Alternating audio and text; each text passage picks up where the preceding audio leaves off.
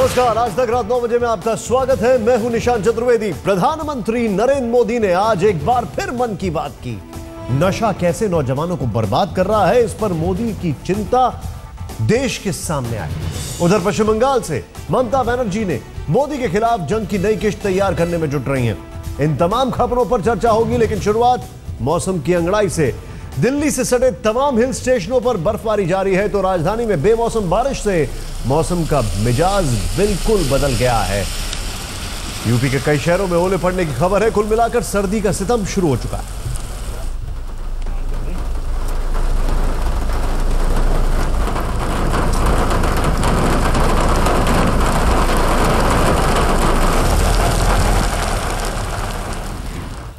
दिल्ली वाले घने कोहरे का मतलब जानते हैं, तो उनके लिए खबर यह है कि 15 दिसंबर के बाद राजधानी दिल्ली कोहरे की गिरफ्त में हो सकती है। पहाड़ों पर गिर रही बर्फ से भी दिल्ली की ठिठुरन बढ़ने वाली है।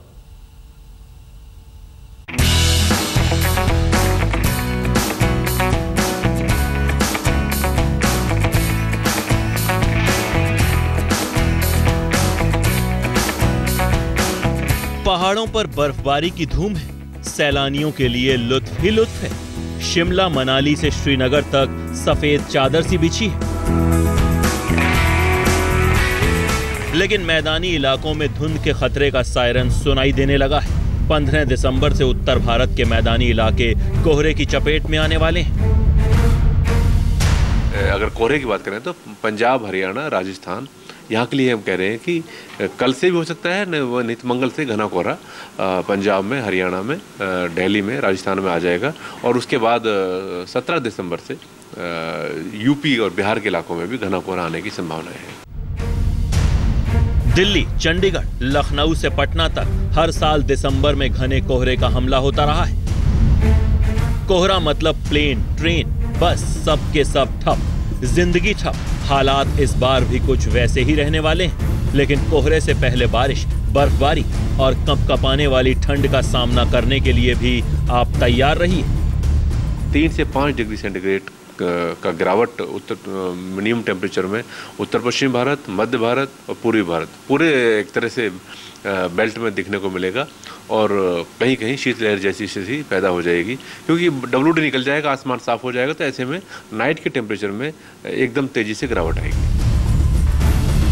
दिल्ली में आज दिन भर बूंदाबांदी होती रही। कुछ इलाकों में जोरदार बारिश भी हुई। कोहरे की दस्तक यहां साफ साफ दिख रही है। राजधानी दिल्ली समेत उत्तर भारत के तमाम इलाकों में इस समय बादल छाए हुए हैं, जिसकी वजह से तापमान नीचे जा चुके हैं और पूरे के पूरे इलाके में तापमान लुढ़कने की वजह से ठंड आ चुकी है और ज़बरदस्त ठंड का प्रकोप इस समय चल रहा है। और इस समय की अगर हम बात करते हैं तो राजधानी दिल्ली और आसपास के इलाकों में बूंदाबांदी हो रही है और कई जगहों पर अच्छी बारिश भी हुई है। दिल्ली से सटे जयपुर में भी मौसम का मिजाज करवटें बदलता नजर आ रहा है। प्रदेश के पूर्वी क्षेत्र जयपुर, कोटा और अजमेर में पश्चिमी विक्षोभ के सक्रिय होने के साथ ही बादलों की आवाजाही शुरू हो गई। धूप के नरम पड़ने और ठंडी हवा चलने से सर्दी के तेवर तीखे हो गए। चंडीगढ़ में भी पारा लगातार लुढ़क रहा है। उत्तर भारत के तमाम शहरों में मौसम सर्द हो रहा है। सर्दी देर से जरूर आई, लेकिन इसकी धमक इस बार भी कायम है।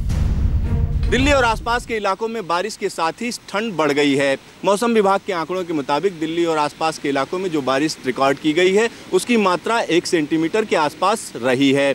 मौसम विभाग का कहना है कि 15 तारीख से दिल्ली और आसपास के इलाकों में मौसम साफ हो जाएगा, लेकिन रात के तापमान में गिरावट शुरू हो जाएगी।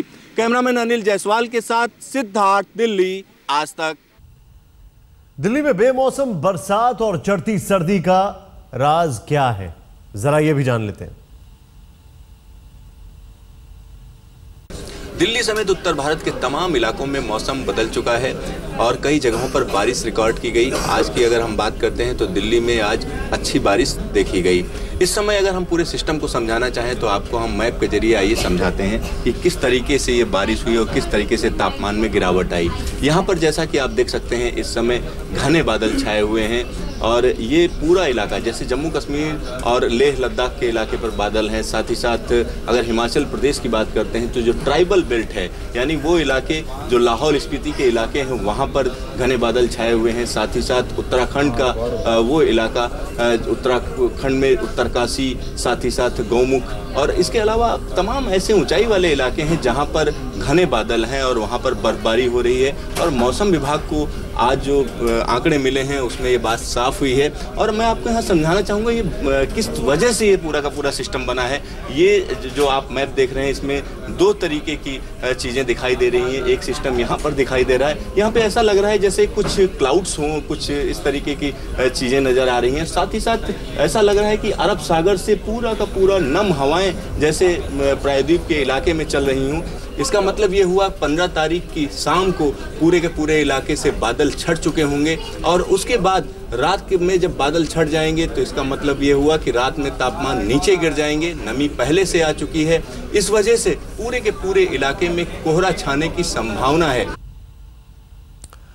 लेकिन ये सिर्फ हाल दिल्ली का आपने देखा और उत्तर भारत का मैप पर, लेकिन पूरे उत्तर भारत का क्या हाल है, शिमला मनाली का क्या हाल है, आइए देखते हैं इस रिपोर्ट में।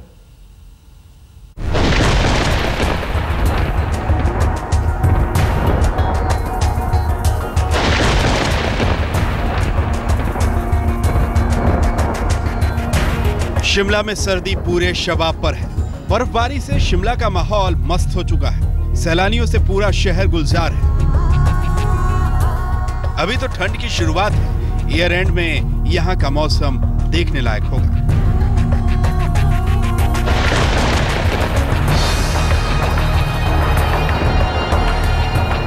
मनाली की रौनक का तो क्या कहना। बर्फबारी ने इस शहर की खूबसूरती में चार चांद लगा दिए, लेकिन साथ ही मुश्किलों से भी आंख मिचौली हो रही है। रोहतांग दर्रे वाले रास्ते में सैलानियों की 200 गाड़ियां अब भी फंसी हैं, जबकि करीब 500 वाहन सुरक्षित बाहर निकाले गए।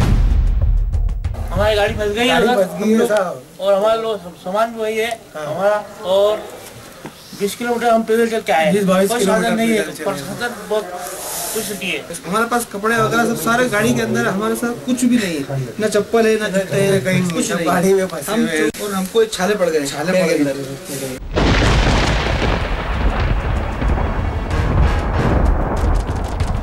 अब जरा दिल्ली का हाल देखिए। आधा दिसंबर खत्म हुआ, लेकिन ठंड ने राजधानी को गिरफ्त में लेना शुरू कर दिया है। रविवार को पूरे दिन दिल्ली में रुक रुक कर बारिश होती रही। बेमौसम बारिश ने मौसम का मूड पूरी तरह बदल दिया है। और यहाँ पर आप देख सकते हैं कि बारिश, हल्की हल्की बारिश हो रही है, जिसकी वजह से जो लोग हैं वो नीचे खड़े हुए हैं, पुल के नीचे यहाँ पर खड़े हुए। लेकिन मैं आपको दिखाऊं तो मौसम जो है वो लगातार ठंडा बना हुआ है। मौसम ने करवट ली है। पहले सर्दी पड़ी, हल्की बारिश हुई और अब थोड़ी सी तेज बारिश है।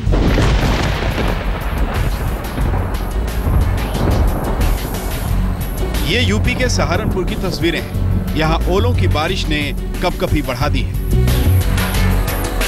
संपन्न तबका सर्दी का स्वागत कर रहा है तो गरीब गुरबों के दिलों की धड़कनें बढ़ गई हैं। पुराने मंजर याद आने लगे हैं। जल्द ही अलाव जलेंगे, धुंध और गहराएगी और गरीबी की मार झेल रहे तबके पर ठंड की मार पड़ेगी। शिमला से विकास शर्मा, मनाली से मनींद्र अरोड़ा और दिल्ली से रजत सिंह के साथ सिद्धार्थ तिवारी, आज तक। लेकिन अब बात करते हैं तापमान की। क्या हाल है, आइए ध्यान से देखें। सबसे पहले शिमला 6.7 डिग्री अधिकतम और 0.4, कुल्लू 0 डिग्री और 8.9, मनाली 10.4 और 0 डिग्री, यह हाल है। इसके बाद धर्मशाला 5.4 डिग्री और श्रीनगर -1.2, 1.2, लेह में -9.4 डिग्री। मैदानी इलाकों की अगर बात की जाए तो दिल्ली आज बारिश हुई है, तापमान एकदम से गिरा है 14.2 न्यूनतम तापमान। Amritsar 8.6, Chandigarh 10.6, Bhopal 16.2 degree, Lucknow 10.7 degree, Patna 13.6 degree.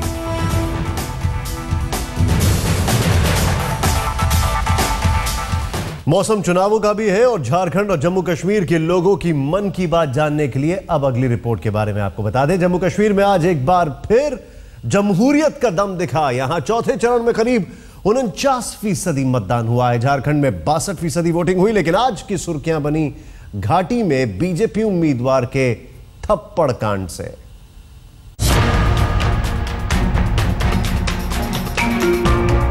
सियासी मैदान में इस थप्पड़ कांड के किरदार हैं शोपियां से बीजेपी के उम्मीदवार जावेद अहमद। मतदान केंद्र के बाहर लंबी भीड़ के बीच जावेद अहमद ने जबरन वोट करने की कोशिश की और वहां मौजूद चंद मतदाताओं से उलझ पड़े। ये उलझन ऐसी थी कि बीजेपी के उम्मीदवार को थप्पड़ चलाना पड़ गया। अचानक गया था अंदर, ये तो इनका काम है, आपने भी खुद देखा है। उसके पास ना अथॉरिटी थी न कुछ था, लेकिन अंदर वो वोट डाल रहा था। वोट कैप्चरिंग हो रही है, यहाँ पे एनसी और पीडीपी ये काम करवा रही है। वोटिंग के दौरान बीजेपी के लिए मुश्किल बढ़ाने वाली दूसरी खबर आई श्रीनगर से। शहर के अमीरा कदाल विधानसभा क्षेत्र से पार्टी की उम्मीदवार हिना भट्ट पर पोलिंग अधिकारी को थप्पड़ मारने के आरोप लगे। फिर हिना ने भी सफाई दी। खानपुरा पोलिंग स्टेशन पे एसएमसी में प्रिजाइडिंग ऑफिसर खुद वोट मशीन पे वोट दबा रहे थे, बटन दबा रहे थे, जिससे हमने उनको बताया कि आप ये ना करें और रिक्वेस्ट किया था कि ऑफिसर चेंज हो, तो उनने बड़ी रिटेलिएशन दिखाई। हिना भट्ट के विवाद पर मुख्यमंत्री उमर अब्दुल्ला ने तंज कसा और ट्वीट किया। श्रीनगर में बीजेपी उम्मीदवार ने पहले अनुच्छेद 370 को लेकर बंदूक उठाने की धमकी दी और अब एक पोलिंग अधिकारी को थप्पड़ जड़ दिया। शाबाश। चौथे दौर की वोटिंग में उमर अब्दुल्ला की भी किस्मत वोटिंग मशीन में कैद हो गई, जो श्रीनगर के सोनवार विधानसभा क्षेत्र से मैदान में है। उधर उमर के विरोधी और अनंतनाग से पीडीपी के उम्मीदवार मुफ्ती मोहम्मद सईद का भविष्य भी वोटरों ने तय कर दिया। There are a number of good works that were completed in the last 6 years, and I'm sure people will recognize and reward that with votes. उधर चौथे चरण में झारखंड के कोयलांचल की 15 सीटों पर वोटिंग हुई। मधुपुर, देवगढ़, बगोदर, जमुआ, गांडे, गिरिडीह, डुमरी, बोकारो, चंदनक्यारी सिंदरी, निरसा, धनबाद, झरिया, टुंडी और बागमारा सीटों पर मतदान हुआ। चौथे चरण के चुनाव में जिन 15 सीटों पर वोटिंग हुई, उनमें से करीब 1/3 सीटें पहले बाबूलाल मरांडी की अगुवाई वाली जेवीएम के पास थी। श्रीनगर से शुजा उल हक और धनबाद से कुमार अभिषेक के साथ आज तक ब्यूरो। चुनाव दिल्ली में भी आने वाले हैं और उससे पहले हलचलें तेज हो गई हैं। दिल्ली पुलिस और 49 दिनों के सीएम अरविंद केजरीवाल के बीच पुरानी अदावत रही है। केजरीवाल लगातार दिल्ली पुलिस को सुधारने की बात करते रहते हैं। आज दिल्ली पुलिस ने उनकी पार्टी के एक जिंगल पर सवाल उठा दिया। कल रात को 9 बजे ट्यूशन पढ़कर लौट रही थी। गली के नुक्कड़ पे 3 लड़कों ने मुझे रोक लिया। बड़ी मुश्किल से जान बचाकर भागी। ऐसा तीसरी बार हुआ है मेरे साथ।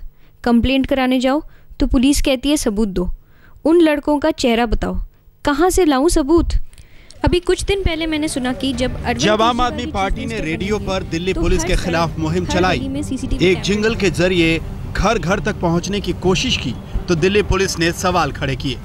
कहा आम आदमी पार्टी छवि खराब कर रही है और उस रेडियो जिंगल पर बैन लगा दिया। इनको हम तो हमेशा आवाज उठाते हैं, उनको ठीक नहीं करेंगे। जब कोई महिला दुखी होगी तो और उस महिला की आवाज़ आम आदमी पार्टी उठा लेगी तो बोले इस पे विज्ञापन मत चलाओ। विज्ञापनों को बंद करने से अगर दिल्ली पुलिस की छवि ठीक होती हो, सारी फिल्मों में बंद करा दो, सारी मीडिया रिपोर्ट्स बंद करा दो पुलिस के खिलाफ, इससे छवि ठीक नहीं होगी, एक्शन से ठीक होगी। दिल्ली पुलिस को आपत्ति इस बात पर थी कि जिंगल में जिस कैरेक्टर का इस्तेमाल किया जा रहा है वो काल्पनिक है। फिर पुलिस ने सारे FM चैनलों को विज्ञापन रोकने की हिदायत दी। पुलिस जिंगल के कैरेक्टर को लेकर आम आदमी पार्टी से पूछताछ का भी मन बना रही है। दिल्ली पुलिस को इसमें कटघरे में खड़ा किया गया है। दिल्ली पुलिस की रिस्पॉन्सिबिलिटी है, वो इसको देखें, जांच करें और अगर सही नहीं है तो उन पर मुकदमा लगाएं जिन लोगों ने झूठे ये बदनाम करने की साजिश की है प्रशासन को और दिल्ली पुलिस को। दिल्ली की पुलिस हमेशा से केजरीवाल के निशाने पर रही है। बतौर सीएम केजरीवाल दिल्ली पुलिस के खिलाफ रेल भवन पर धरना भी दे चुके हैं। आम आदमी पार्टी ही है जिसका कहना है कि वो आने वाले दिनों में इसी तरह महिला सुरक्षा के अभियानों को जोर शोर से चलाती रहेगी और लोगों को जागरूक करती रहेगी। अब ऐसे में देखना होगा कि क्या वाकई दिल्ली पुलिस आम आदमी पार्टी पर कोई कार्यवाही करती है या नहीं। अरविंद ओझा और कैमरा पर्सन दिलीप उपाध्याय के साथ पंकज जैन, दिल्ली आज तक।